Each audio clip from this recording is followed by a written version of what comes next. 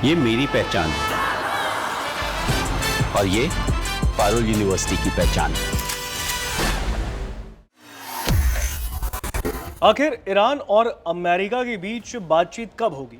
Cease fire Trump ने अनिश्चितकाल के लिए लागू किया, लेकिन बात यही है कि यह तनाव तो अनिश्चितकाल तक के लिए लागू नहीं हो गया, क्योंकि ये तनाव दिन ब दिन बढ़ता जा रहा है। इसमें इजाफा ही हो रहा है, कोई कमी देखने को नहीं मिल रही। लेकिन इस बीच पाकिस्तान, जो कि एक बार फिर शांति दूत बनने की वो ख्वाब देख रहा था, वो सपने सजो रहा था, पाकिस्तान का वो ख्वाब एक बार फिर टूट गया। कारण यही था कि ईरान और अमेरिका एक मेज पर बैठकर बातचीत करने को शायद अब राजी नहीं है, और लगभग वो रास्ते जो हैं, वो दरवाजे जो हैं, वो बंद हो चुके ही हैं।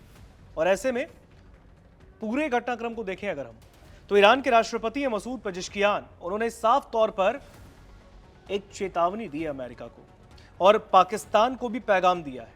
कहा है कि दबाव और धमकी के बीच कोई बातचीत नहीं होती है, और दबाव और धमकियों के बीच अगर बातचीत कराने की, मध्यस्थता कराने की कोशिश पाकिस्तान करेगा या अमेरिका ये सपने भी सजोएगा, तो ईरान उसे एक्सेप्ट कतई नहीं करेगा।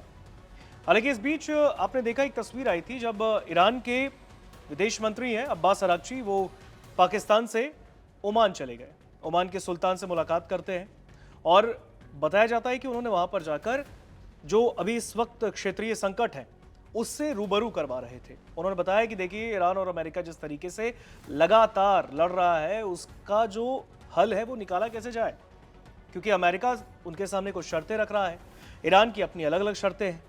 ना अमेरिका उसे मानने को तैयार है और कहीं ना कहीं शायद ईरान भी उसको मानने को तैयार नहीं है। ऐसे में अगर हम देखें तो पूरा मामला इसी के इर्द गिर्द आता है कि क्या ईरान और अमेरिका के बीच बातचीत हो भी पाएगी आने वाले वक्त में, और अगर नहीं तो फिर इसका असर आने वाले वक्त में कितना गंभीर हो सकता है।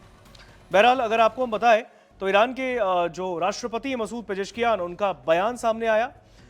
ईरानी राष्ट्रपति ने मौजूदा नौसैनिक नाकेबंदी जारी रहने तक संयुक्त राज्य अमेरिका यानी यूएसए के साथ सीधी बातचीत से साफ इनकार कर दिया है। आपको पता है, स्ट्रेट ऑफ हॉर्मूज में अमेरिका ने नाकेबंदी कर रखी है, और ईरान यही कह रहा है शुरू से कि स्ट्रेट ऑफ हॉर्मूज से नाकेबंदी को हटाइए, तो हम आगे जाके फिर बातचीत आपके साथ करेंगे। अगर आप ऐसा नहीं करोगे तो फिर हम कहीं भी आकर आपसे बातचीत करने को राजी नहीं है। लेकिन अमेरिका भी कह रहा है कि नहीं, नाकेबंदी हम हटा ही नहीं सकते। अब ईरान कह रहा है कि शर्तों का उल्लंघन है, जो डील, जो समझौता हुआ है ना ईरान और अमेरिका के बीच, ये उसी का उल्लंघन अमेरिका कर रहा है, और इसलिए ईरान आगे बातचीत की मेज पर नहीं बैठेगा। हालांकि पाकिस्तान के प्रधानमंत्री शहबाज शरीफ के साथ एक महत्वपूर्ण टेलीफोन वार्ता में, यानी ईरान के प्रेसिडेंट मसूद पेजेश्कियान ने पाकिस्तानी पीएम को फोन पर बातचीत की और उनको पैगाम भेजा, और ये कहा जोर देकर कि दबाव या धमकियों के जरिए किसी समझौते के लिए मजबूर नहीं किया जाएगा। और अगर पाकिस्तान भी अगर ये सोच रहा है कि नहीं, हम ऐसा कर देंगे, शांति दूत बन जाएंगे, शांति वार्ता संपन्न हो जाएगी, तो ईरान इस मंसूबे को तो पूरा नहीं होने देगा। हालांकि राष्ट्रपति मसूद पेजेश्कियान ने इस बात पर जोर दिया है कि शांति के रास्ते में मुख्य बातचीत, संवाद की कमी नहीं, बल्कि वॉशिंगटन की ओर से वर्तमान में की जा रही शत्रुतापूर्ण कार्रवाइयां, शत्रुतापूर्ण जिस तरीके से एक्शन अमेरिका अब भी ईरान के लिए ले रहा है, ईरान के राष्ट्रपति मसूद पेजेश्कियान का कहना है कि यही वो बात है जिसकी वजह से ईरान और अमेरिका की ये डील बन नहीं पा रही है, ये बातचीत क्लियर नहीं हो पा रही है, जो रेड सिग्नल दिख रहा है वो ग्रीन नहीं हो पा रहा है। हालांकि बातचीत के दौरान ईरानी राष्ट्रपति ने इस बात पर भी जोर दिया कि ईरान दबाव, धमकियों या फिर नाकेबंदी के तहत बातचीत में शामिल नहीं होगा जब तक कि अमेरिका की शत्रुतापूर्ण कार्रवाइयां और दबाव बंद नहीं होते। भरोसे का पुनर्निर्माण और संवाद के मार्ग पर प्रगति करना बड़ा मुश्किल रहेगा, ऐसा ईरान के प्रेसिडेंट का कहना है। उन्होंने अमेरिका से हालिया तनाव को बढ़ाने वाली सैन्य और आर्थिक बाधाओं को हटाकर अपनी गंभीरता प्रदर्शित करने की भी गुजारिश की है। उन्होंने कहा है कि अमेरिका को हमारी सलाह है कि वो पहले नौसैनिक नाकाबंदी सहित बाधाओं को दूर कर दे, ताकि बातचीत फिर से शुरू हो सके और मुद्दों को सुलझाने के लिए एक मंच प्रदान किया जा सके। और ये गुजारिश 8 हफ्ते से चल रहे संघर्ष के एक महत्वपूर्ण मोड़ पर आई है, जो कि इस्लामाबाद में उच्च स्तरीय शांति वार्ता की नाकामयाबी और उसके बाद अमेरिकी नौसैनिक नाकेबंदी के कारण उत्पन्न हुआ है, जिसने 13 अप्रैल से ईरानी बंदरगाहों को एकदम अवरुद्ध कर दिया है, दिक्कतें पैदा कर दी है। राष्ट्रपति की टिप्पणियां राजनयिक तनावपूर्ण स्थिति के बाद आई हैं। जिसमें पाकिस्तान के द्वारा आयोजित मध्यस्थता के प्रयास विफल हो गए थे, नाकामयाब हो गए थे। अमेरिकी प्रेसिडेंट डोनाल्ड ट्रंप ने दूत जेरेड कुशनर और स्टीव विटकॉफ की पाकिस्तान यात्रा रद्द करने के अपने फैसले का बचाव करते हुए इसे बहुत महंगा और बहुत लंबा करार दिया, क्योंकि ये गैर मान्यता प्राप्त अधिकारियों के साथ बैठक के लिए जरूरी नहीं था। हालांकि पाम बीच अंतर्राष्ट्रीय हवाई अड्डे पर बोलते हुए ट्रंप ने कहा कि तेहरान का प्रस्ताव बहुत कुछ पेश करता, लेकिन पर्याप्त नहीं है। खासतौर से समृद्ध यूरेनियम पर 20 साल के निलंबन की मांग करने वाले अमेरिकी प्रस्ताव के जवाब में ट्रंप ने वरिष्ठ सलाहकार जेरेड कुशनर और विशेष दूत स्टीव विटकॉफ की इस्लामाबाद यात्रा रद्द कर दी थी, जो कि बातचीत के एक नए दौर के लिए इस्लामाबाद उस वक्त जाने वाले थे। उन्होंने लंबी यात्रा अवधि, उच्च लागत और प्रस्तावित बैठकों में ईरान के वरिष्ठ नेतृत्व की गैर हाजिरी का हवाला भी दिया। हालांकि ट्रंप ने खुद को खर्च के प्रति सजग व्यक्ति करार दिया और कहा, हम ऐसे लोगों से मिलने के लिए 15 से 16 घंटे की यात्रा नहीं करने जा रहे जिनके बारे में पहले किसी ने कभी सुना भी नहीं है।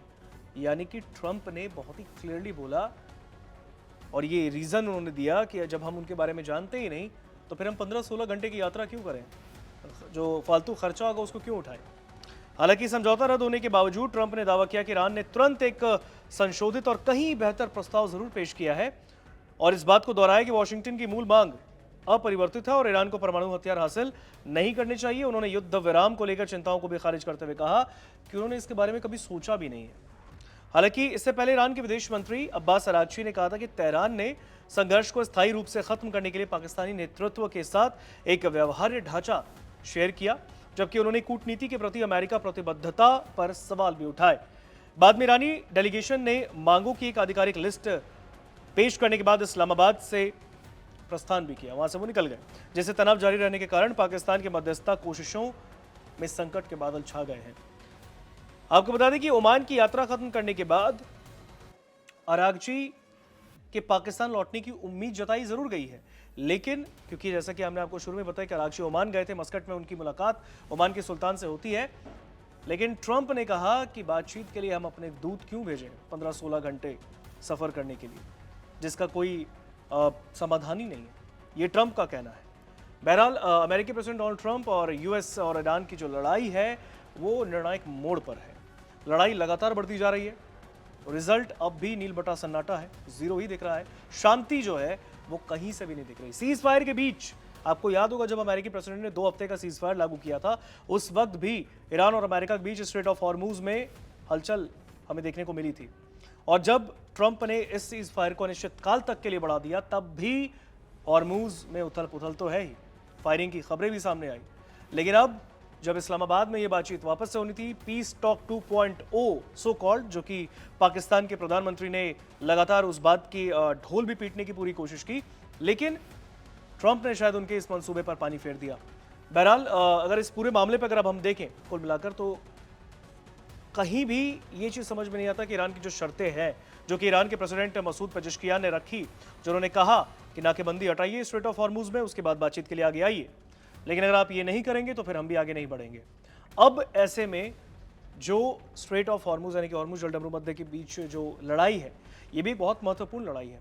जब से ये लड़ाई जारी हुई है, शुरू हुई है, उसके बाद से ही स्ट्रेट ऑफ हॉर्मुज पूरे तरीके से एकदम ब्लॉक रहा। दुनिया का करीब 20% तेल वहां से आयात होता है, वहीं से निकलता है, लेकिन इस लड़ाई ने उस रास्ते को ब्लॉक किया और इसके बाद पूरी दुनिया में हलचल मची। भारत में भी इसका असर देखने को मिला। हमने आपने लगातार उस खबर को देखा, जागरण ने आपको वो खबर भी दिखाई कि किस तरीके से लोग लाइनें लगा रहे थे, चाहे वो पेट्रोल डीजल का मामला हो या गैस सिलेंडर का मामला हो। बहरहाल अगर हम इस पूरे मामले को अब देखें तो बातचीत और सुलह की तस्वीर तो देखने को नहीं मिल रही है आने वाले वक्त में, लेकिन अगर ऐसा होता है तो फिर, क्योंकि कहावत हमने और आपने हमेशा बचपन से सुनी है कि जंग हमेशा विनाश लेकर आता है, लेकिन अगर ये जंग खत्म नहीं हुआ आने वाले वक्त, पूरे तरीके से तनाव फुल स्टॉप इनके नहीं होते, तनाव पर अगर फुल स्टॉप नहीं लगता, पूरा अंकुश नहीं लगता, तो फिर आने वाला वक्त बहुत ही मुश्किल भरा ईरान और अमेरिका दोनों के लिए होगा और शायद पूरी दुनिया के लिए भी एक हलचल देखने को उसमें मिलेगी। एक बहुत बड़ा तनाव शायद पूरी दुनिया झेले, क्योंकि ईरान अब भी कह रहा है कि हम बैकफुट पर नहीं आएंगे, ट्रंप अब भी कह रहे हैं कि अमेरिका बैकफुट पर ला कर रहेगा। तो ये जिद की जो लड़ाई है वो किसी मुकाम तक तो नहीं पहुंच पाई है, पर फिर भी ईरानी डेलीगेशंस के वहां पर जाना, हालांकि ट्रंप के अपने दूतों को ना भेजना, ये बताता है कि शायद ट्रंप के माइंड में एक अलग रणनीति तय हो गई है। अब ट्रंप उसको क्या एग्जीक्यूट करने वाले आने वाले वक्त में, क्या कुछ बहुत बड़ी तस्वीर ईरान अमेरिका के इस जो लड़ाई चल रही है इसके बीच को एक नई तस्वीर हमें देखने को मिलेगी। फिलहाल इस पूरे खबर पर, पूरे मामले पर आपका क्या कहना है? आपको क्या लगता है कि ईरान और अमेरिका की जो मध्यस्थता है वो करार हो पाएगी आने वाले वक्त में, या ये जो तनाव है वो बढ़ता रहेगा? आप जरूर हमें कमेंट सेक्शन में बताइएगा।